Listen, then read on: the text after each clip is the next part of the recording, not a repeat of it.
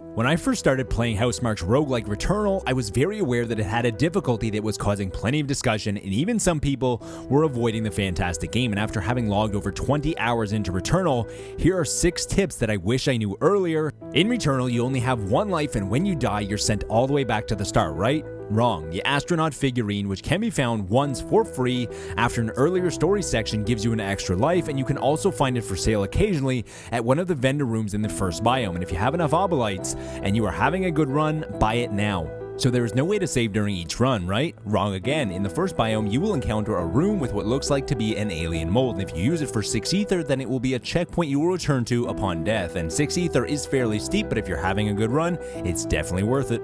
Most things in Returnal cost too much ether, the currency that carries over between runs, and if there's only an easy way to get ether. Good news, there is. Once you unlock the daily challenge mode early on, you will gain 5 ether just for completing the challenge. And if you want to speedrun this, you're never going to do well, but you will get 5 ether very quickly. Although if you try your best, it should only take about 15 minutes or so, and it's fun.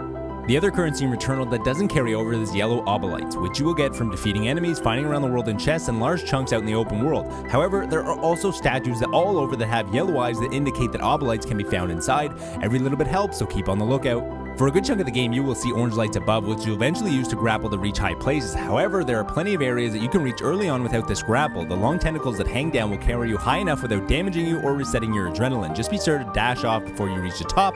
You've likely seen the room at the back of your spaceship with a bed that you have also likely tried with no effect because you're already at full health. However, if you venture back to the ship before boss fights or progressing to the next biome, then you'll be able to get some good shut-eye and recover your health to full.